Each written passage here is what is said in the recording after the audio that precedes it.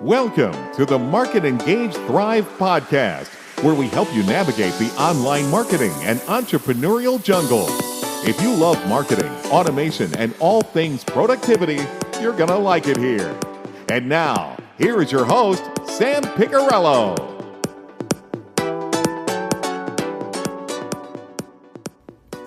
Hello, everyone. This is Sam Piccarello, and welcome to another episode of the Market Engage Thrive podcast. Thank you for joining me for another episode. I am glad to have you back, and we've taken a couple of weeks off. I hope you've noticed the absence. Maybe you haven't. If you haven't, it's okay. If you have, thank you. But I ended up taking a couple of weeks off at the end of the summer, and now everybody's back in school, everybody's back to work, so we're back with the podcast. And today I'm going to be talking about digital asset management, and that's really just jargon for how to organize everything that you create in your business. So if you're using content to market your business online, which I assume you are, if you have an online business, content is how you market it, then this episode will be one you're going to want to bookmark and go back to it. And there's also a blog post that you can refer to. So sampiccarello.com/13. That's where you can find the blog post, and you will have some resources there that you can use to kind of either follow along and just take the templates and then implement them in your business. So we're going to be talking about digital asset management. And your business is most likely constantly creating and distributing marketing materials, content and digital assets that are used maybe on your website, in your social media to support your live presentations, for example. And these are just assets that you depend on to market your business and reach new audience. But what I notice quite often with a large number of small business owners, and not really by choice, they don't intend to, is that they often end up losing track of all the stuff that they've created, especially if they've been in business online for at least a couple of years. They've created a lot of things, a lot of content, a lot of digital assets, but they are not able to leverage those assets because they don't keep track of them. So sometimes they forget, or one day, maybe once a year, they might go through the hard drive and then come across a PDF or document or an image or a presentation or a book they started writing that never finished. So to really alleviate all of that and to help you stay on track, I'm going to talk about how you can set up a system to organize your digital assets so that you can access them easily, and also giving you the ability to leverage all the creation, all the content, all the assets that you've created in your business, so that you're not only just creating something one time and then filing it away and forgetting about it.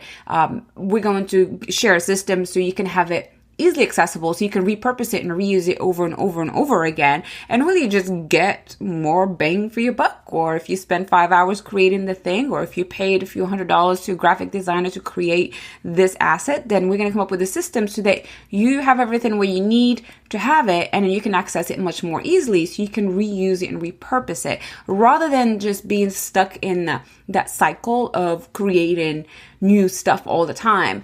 And this is something I have experienced. I have seen it happen a lot, is because we're taught, or so many people are taught, they're teaching content is king, or you just have to create new stuff all the time. So you don't necessarily have to create new stuff all the time, right? You might have to create less because you're going to reuse and repurpose and leverage the stuff that you've already created versus having to keep making new stuff all the time, right? So that's what we're going to cover today. And hopefully you find this helpful, you find this useful. And to follow along, you can go over to the blog post at sampiccarello.com/13. And you'll be there and you'll be able to download the template that I have in there, and then you can use it and get started.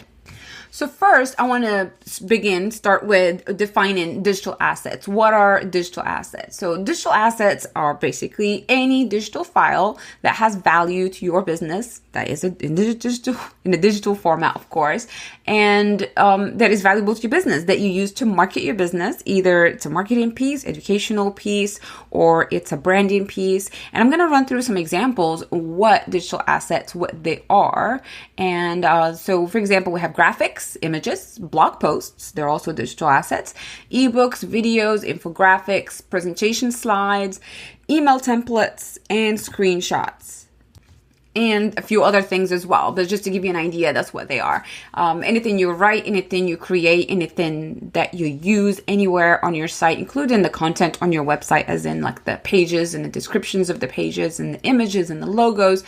And as I said, I work with a lot of people, and sometimes you ask for a logo, for example, or you ask for an image or for a text document of a page that's somewhere, and then they're just not able to find them that quickly, and it really just ends up costing a lot of time for them and really just breaking their focus. So I'm all about convenience and creating a system, a way for me to do something that's going to take me the least amount of time and is not going to break my focus and my concentration, so that if I need something, I know exactly where to go to find it. Now, that doesn't necessarily apply to everything in my life, because I have a few areas in my life that are a little bit messy, but as far as work documents and things that I need to access on a regular basis, I do create a system where I can find them easily, use them, and then keep going with my day, instead of it being a project where I just, I have to go find this thing, so I have to spend 10, 15 minutes searching my hard drive to find it. So we're going to go through a process that will help you organize everything you've created and help you establish a system to continually, because that's the key, is to continually track and leverage your digital assets. So first thing we're going to do is we're going to take inventory by creating lists. So we're going to organize your digital inventory. So imagine like your warehouse, right? And then the warehouse is going to hold everything that you are creating, because that's what we're doing right now. We're going to just use Excel. Very basic, very simple. You can access, Google Sheets and use that and track everything and keep it all there. So to start taking inventory of your digital assets, we're going to first start by setting up a central location where we go to store them, preferably cloud-based, where you will store your marketing assets, and you're going to have separate folders for separate things, and so that way you can find them much more easily. And the reason I say cloud-based is because it's easier on everybody, and I'm going to go through a couple of other advantages for you, so that kind of get sold on the idea of using cloud-based storage instead of local storage. And so that way, at least one of the things is, if your laptop, your computer ever, gives you the blue screen of death, which has happened to me before, at least your files, your important stuff is actually safe and secure in cloud storage. So I've been using Dropbox for this very purpose. It keeps everything organized and easily accessible and shareable from all of my devices. And I use a cloud storage as well to share the files with my virtual team. So if I need to give them access to a file, I don't need to attach it to an email and send it to them. I just go to Dropbox and get the link and then send it to them, or just notify them through the link, and then they have access to it. Once they don't need access to it, I can just remove their access to the file, and then we're done.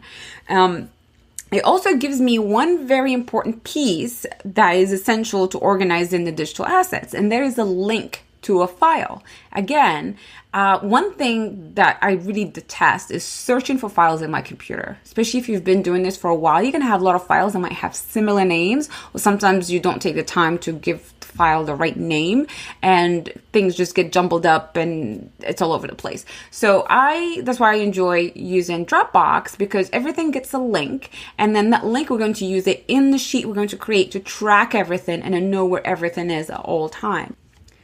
So now, hopefully you have Dropbox set up, and then I'm going to tell you what you're going to do next. Next thing you're going to do is, this is assuming that all of your documents are on your computer hard drive. You're going to do a search by file type. So you're going to search for videos, you're going to search for PDFs. So to do that, you just type in PDF, and then everything that's on your hard drive should come up. And then you're just going to search for a different file. Just look through all of your documents, your download folders, all of your folders, and just really just take inventory of the types of assets, the types of files that you have stored on your hard drive. Because then what we're going to do, you're going to go over to Dropbox, and then we're going to create a folder for each category. So an example is blog posts. This is just not the blog posts that are on your website, but the actual Word document or whatever file you use to create it. Because having it on a site is great, but I also like having access to it whenever I need it, because sometimes you take that content and repurpose it without having to go dig through your blog to find it. So blog posts, images and guest posts, podcast episodes, for example, videos, PDFs, slides, and another thing is live stream videos. If you've been live streaming either through Periscope or Facebook Live or whatever else you've been doing video, it's always a good idea to download those videos and save them, because you're probably going to you should be able to eventually leverage them for something else. Maybe include them in an email newsletter or share them with someone who needs the information. But it's just basically, that's another piece of content that you've created, and it's a shame just to use it just on your Facebook page, for example. So download them and keep them. Then you have checklists, templates, and then social media images. So this is just examples of categories that you would create within your Dropbox folder. So each category is going to get its own folder. And then within each folder, just create subfolders. And then you're going to label them by topic. So for example, the image folder could have infographics subfolder. It could have blog images subfolder. It could have social media or Facebook subfolder. You could have a Instagram subfolder. You see what I'm saying? So that way, when I'm looking for an image, you can go to the image folder, click on it, and then decide where you're looking, wherever you need. Maybe you're buying stock images. So stock images will have their own folder in there as well. So that's how you just organize everything and put it all in the right place. So that way you can find it much more easily. Very similar, if you do organize your files on your hard drive, that's a very similar system to what you should be using on your own personal computer. But we're going to do that on Dropbox, because we're going to use that for the links that we're going to create in just a little bit. So once you do all of this, then slowly but surely, you just eventually get to it where you start moving content from your hard drive over to Dropbox. So you don't have to do it all at the same time, all during one sitting. If I try to do everything that I have created so far in one session, that will take me probably days, because I do have a lot of files, but everything is in Dropbox right now anyway. So take your time with it. Just basically, you're going to create the infrastructure, and then we'll start implementing. You start moving things over when you do have time. And it could be something that you will do maybe once or twice a week until you're all caught up, and then you just have to maintain it. So once you've done all of this and you have your structure, you're going to go over to an Excel spreadsheet or to a Google Sheet. And then you're going to add these assets that you have in your Dropbox. You're going to list them in a spreadsheet, and you're going to use things like type, tag, category, medium, and so on. And you can access the spreadsheet template that I have. I give you access to it. It's on the blog, and then you can access it there, download it, and then you can add your own content to it. So within that spreadsheet, it does some little funky things, but the main page worksheet there is you have the publish date, you have the asset type, the format, the category, subcategory, the name, and then the link. So every time you add something, you're going to just list it here, and so that it's easily accessible again. You basically are creating a bank, like a content bank or a digital asset bank, and then you are splitting it up, just telling the spreadsheet basically which category it fits in, what format it is, and what type of asset. So later on, if you're looking for something specific, you can just go and filter that sheet and find what you need right there, and you can just search for it within the spreadsheet. And then the link is there. You just click the link and it will take you to where you need to go. So it's pretty straightforward, pretty basic. It's a little bit of a pain for you to set up the first time and to really maintain it. But once you have it set up the first time, all you have to do is just add more stuff to it. So an example of mine is I have all of my PDFs are in there. Anything that I've created that I've had as handouts, as downloads, as course material, as client worksheets, anything that I have, it's in Dropbox, and I have a link listed. So if I'm speaking to someone and they need or I told them I can get something to them, or they need access to a piece of information, I can just go to this spreadsheet and copy the link and then send it to them. Or if I want to add some content to my social media queue, I can just come to this spreadsheet, find the links, and then add it to the queue. And again, to get a visual, just go over to the blog post, sampiccarello.com/13, and then you can see what the spreadsheet looks like. It's actually very basic, but the only good the thing that makes it not basic is actually you have a formula in there that gives you a drop-down menu, so you can quickly add the format, the category, the subcategory, and so on, so you can organize your assets a lot faster.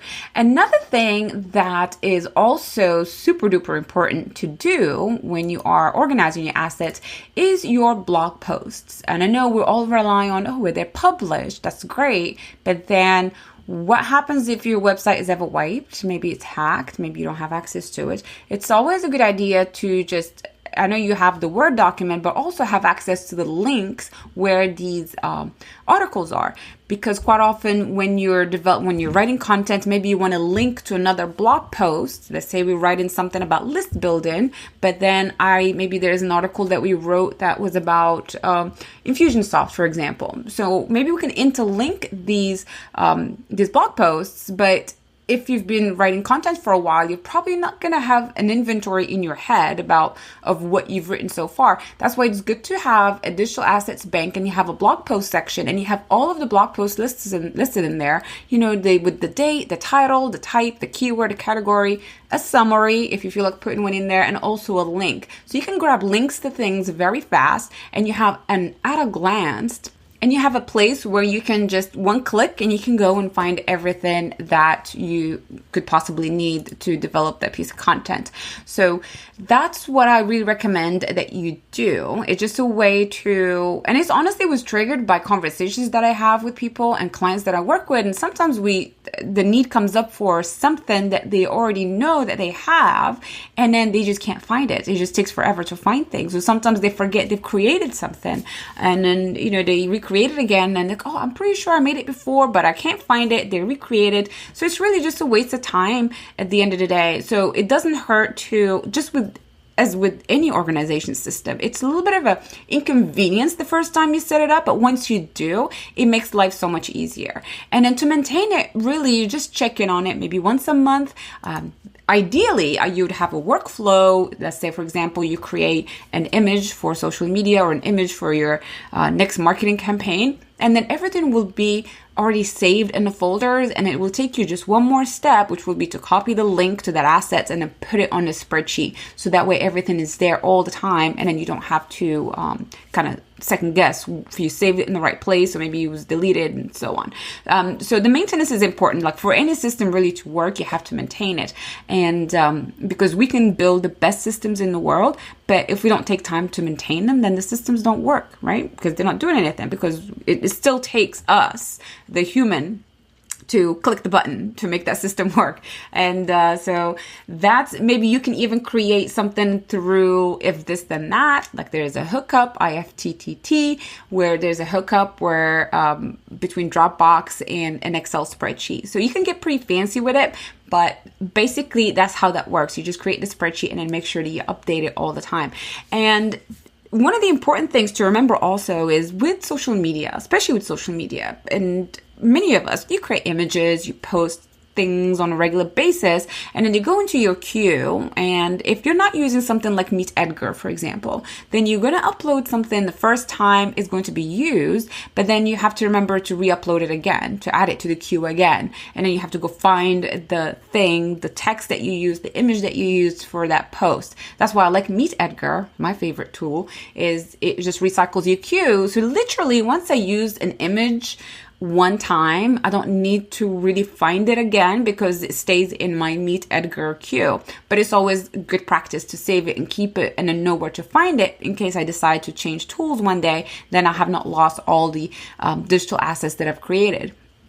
So with social media, very often I have come across this is images are created. You have Canva, for example. You go create an image and you download it, and then you don't even save it. You just download it and then you go use it and then it's done. But that time that you spent creating the image, it should not be just for one-time use, right? So that's the whole purpose of having this system, so that you can repurpose and reuse everything that you have. Another example is, let's say you're doing like a content upgrade on your blog post or an opt-in, for example, and you have it's set up, people opting into it, but then it's not listed anywhere for you to kind of remember where it was or what was the purpose of it, and then basically using it for just one purpose.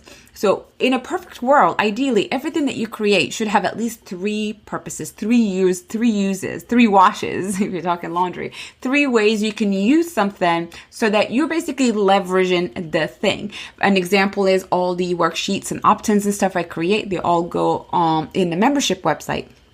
And anytime that I do any workshops, any free workshops, those recordings go in the membership website. So I am not just spending time kind of doing whatever. Like for the workshops, I run them because they're a list building effort, right? And they're a nurturing effort.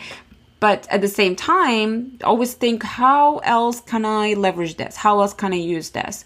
And then I start with the end in mind, thinking, okay, I need to add this course or this training to my membership site. So, I'm going to do a workshop. And this is what it's going to do, is going to build my email list. And also at the same time, it's going to satisfy the other need, which is to add content to the membership site. So I hope that was helpful. It will hopefully save you a lot of time, because I know it saved me a lot of time. And as you grow and as your business grows over the months and years, then you'll be glad you have a system where everything is contained versus moving from computer to computer to computer and often losing track of things. So this is something that corporations do. They keep track of their digital assets, and there is no reason why, as a micro business owner, as a tiny small business owner, that you don't do that too. Because at the end of the day, it's more critical for you to do that, because creating content, creating digital assets, they will either cost you time or money. You either hire somebody to do it for you, or you're going to do it yourself. So it's more important, it's more of a priority for you to keep track of what you've created and have it inventoried. So that way you can just at a glance make a decision as to how you can repurpose the content. And if you ever have any content gaps, then you can just look at your inventory and see, okay, you know what, I can just use this to fill this gap for now, because maybe I don't have the time to do this, or maybe that's a perfect fit. Another way to that you can, this will make life easier also, is if you have newsletters and emails to write, you can just go through your list of inventory, even your blog posts, and then look at the topics, the subject lines, the headlines that you've used, and maybe one of them would be a perfect, take a summary, whatever, use it for a newsletter, for an email. So I hope that makes sense, and I hope that helps you. As I said, to get access to the blog post that will kind of run you through the process, I will recap again in a second before I close this. And you can head over to the blog post, sampickrell.com/13, and then the blog post is there, and then you can download the template and use it. You can upload it as a Google Sheet and then use it right there, and then share that with your virtual staff, share that with your assistant, and set a schedule so you can maintain it on a regular basis. At least once a month, go in and just make sure that everything is updated and everything is current. So just to run through the process again, you will just look through your hard drive and see what kind of files you already have. Create folders within a Dropbox account that is for each category of content you have created that you need to keep track of. And you will just basically start uploading stuff, and break down the categories would be blog posts, PDFs, courses, for example, videos, images, and so on. And then it'll be subcategories for each one, and you will upload the files when you have time, and then just grab the link, head over to the spreadsheet, and then just fill out the details for each piece of content. And that's how you keep track of all of it. If you delete anything, then obviously the link will not be functioning anymore, but hopefully you will not be deleting anything. But that's how you keep track of it, and then you just keep it updated. And then if you are ever, for example, when I start working with clients, one thing I ask is that, can I see what digital assets you have? What have you created so far? And then usually it's a barrage of emails. There's bits and pieces coming in. So in a perfect world, I'd love to have someone who just gives me a link to one of these things to say, hey, this is what I've created so far. This is my everything. These are my images. These are my blog posts. These are and so on. Usually I'll also get access to a Dropbox account so I can look through everything. They will share a folder with me so I can look through everything. But ideally that's how it should, because it just saves time. Everything is itemized and categorized and linked to. So decisions can be made pretty much faster without having to go dig through a bunch of documents. So again, this is really a productivity type of episode where we'll help you really save time and save your sanity, and and really have fun growing your business instead of just being stuck in the chaos. Because I think that's one of the things that really holds people back, is that as a business owner, you do have a lot to do. You do have a lot of different functions, different responsibilities. And if there is anything that you can do to take away from that chaos, the better you will perform as a business owner, of course. And the more successful you will be, the better you're going to feel.